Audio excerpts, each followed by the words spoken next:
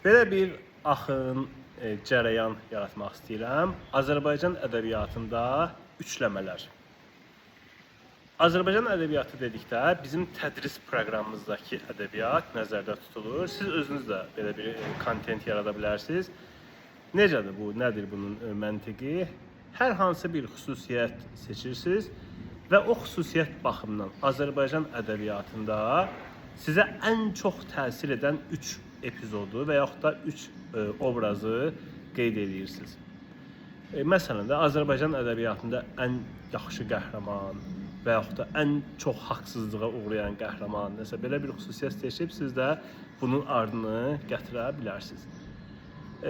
Bu barədə çox müzakirələrimiz olur canlı dərslərdə və yaxud da Zoom dərslərində tələbələrlə. Bu dəfə istədim daha geniş publik formada belə bir üçləmələrə başlayaq.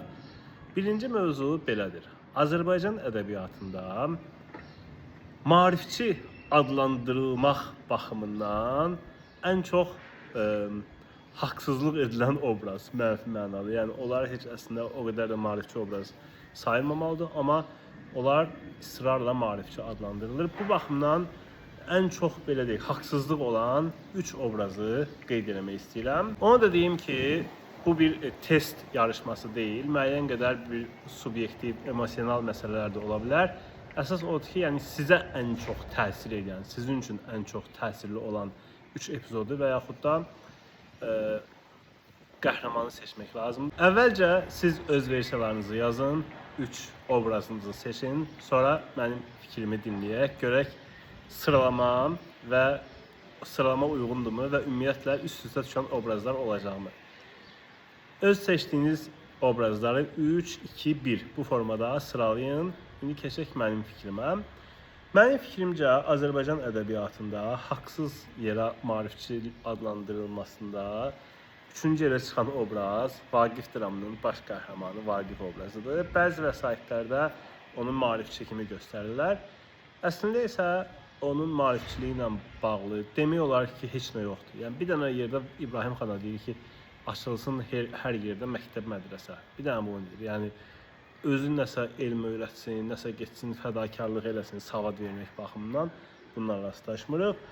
İkinci yerdə mən görürəm Şahbaz obrazını.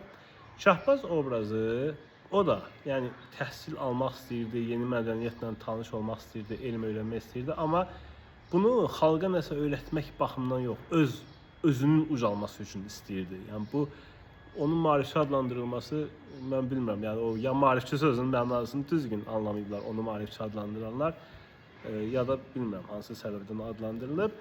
Və gəldik nəhayət birinci yerə. Birinci yerdə Azərbaycan ədəbiyyatında ilk maarifçi qadın obraz Müsibət Fəxrəddin Səadət. Fəxrəddinin ölümü zamanı Səadət bundan sonra sənin məktəbini mən təhvil alıram, xalqın övladlarına bundan sonra mən təhsil verəcəm, hər zaman çalışacağam ki, bu xalq maariflənsin, elmə yiyələnsin, daha da artıq savada maarifli olsun demir.